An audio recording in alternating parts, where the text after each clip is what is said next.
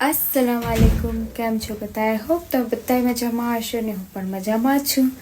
અમુક વાર છે ને જિંદગીમાં અમુક ફેસલા છે ને અલ્લાહ ઉપર છોડી દેવા જોઈએ કે અલ્લાહના ફેસલા છે ને આપણા હકમાં હંમેશા બહેતર હોય છે.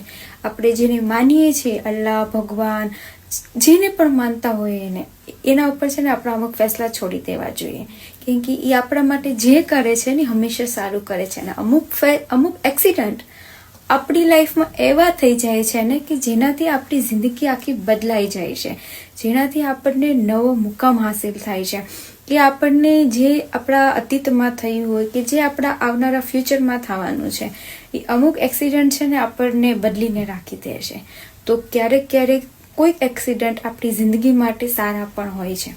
હું જે રોડ એક્સિડન્ટવાળા એક્સિડન્ટની વાત નથી કરતી, એ તો અલ્લાહ પાક એવા એક્સિડન્ટ કોઈને ના કરા, પણ આપણી લાઈફમાં થનારા એક્સિડન્ટની હું વાત કરું છું.